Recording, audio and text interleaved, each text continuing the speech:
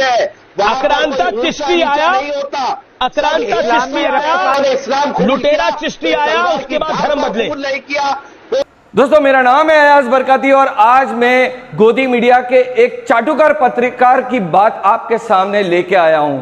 ये पत्रकार, ये एंकर जो है ऑन रिकॉर्ड हिंदुस्तान के अंदर बैठ करके हिंदुस्तान के एक बहुत ही बड़े बुजुर्ग, जो हिंदुस्तान के मुसलमानों के लिए सबसे बड़े रूहानी बुजुर्ग है ख्वाजा गरीब नवाज, उनके ताल्लुक से इसने बड़े ही नाजेबात अलमात कहा है, बड़ी ही उनकी शान में गुस्ताखी वाली बात कहा है।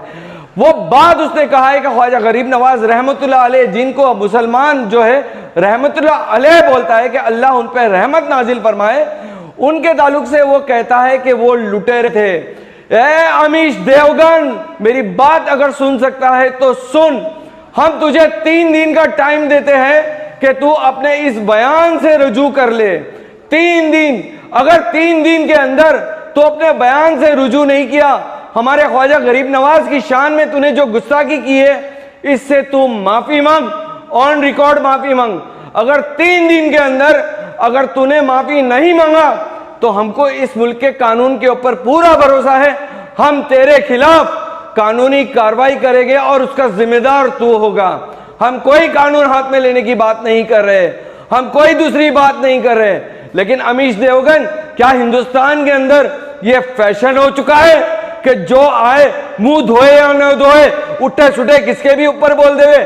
क्या इस मुल्क में रहने वाले तुम्हारे हिसाब से 15 करोड़ मुसलमान क्या कभी किसी के मजहब के मानने वाले के बारे में कुछ बुरा भला बोलते हैं, कुछ गलत बोलते हैं? तेरी हिम्मत कैसे हुई कि हमारे बुजुर्ग, हमारे ख्वाजा गरीब नवाज के ताल्लुक से बोलने के लिए? मैं तुझे सीधा कहता हूं कि 3 दिन के अंदर तुम्हें माफी मांगनी पड़ेगी अपने कहे हुए जुमले से, और अगर तुमने नहीं कहा तो इसके आगे जो हमसे कानूनी कार्रवाई होगी वो हम करेंगे, और उसके बाद में खुदा न खास्ता और कुछ हुआ तो इसका जिम्मेदार तू होगा। ख्वाजा गरीब नवाज वही शख्स है जिसमें तेरे जो बॉस है, तो जिनकी चाटुकारिता करता है, वो भी उनके उरूस के ऊपर चादर बेचते हैं। हिंदुस्तान जब से आजाद हुआ है तब से कौन सा ऐसा वजीर आजम है, मैं तुझे चैलेंज करके कहता हूं कि तू बता, जिसने ख्वाजा साहब की अकीदत को नहीं माना हो, जिसने ख्वाजा साहब की रूहानियत को नहीं माना हो।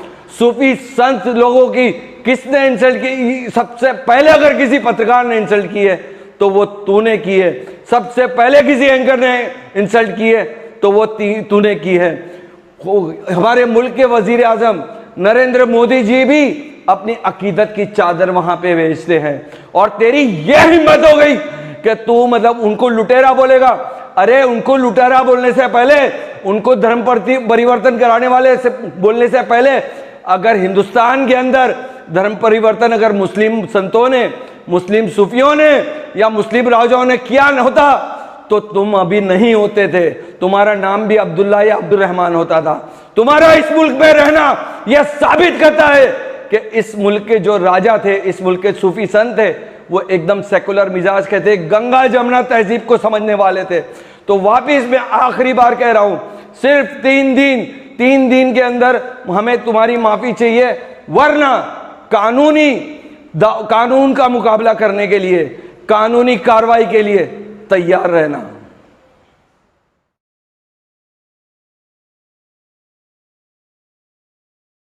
इस दौरान एक पैनलिस्ट ने हजरत ख्वाजा मोइनुद्दीन चिश्ती का जिक्र किया। गर्मा गर्म बहस के दौरान मैं कहना कुछ चाहता था, लेकिन कंफ्यूजन के चलते गलती से हजरत ख्वाजा मोइनुद्दीन चिश्ती को लेकर मेरे मुंह से कुछ और निकल गया। हालांकि मेरी ऐसी कोई मंशा नहीं थी, इसलिए इसे भूल के तौर पर ही लेना चाहिए। अपनी इस भूल पर मैंने ट्वीट करके खेद भी जताया है, क्योंकि गरीब नवाज ख्वाजा मोइनुद्दीन चिश्ती में मेरी भी पूरी आस्था है। मैं खुद अजमेर शरीफ जाता हूं, उनकी जियारत करता हूं, इबादत करता हूं। फिर भी अगर मेरे बयान से किसी को कोई ठेस पहुंची है तो मैं इसके लिए खेद व्यक्त करता हूं। नमस्कार।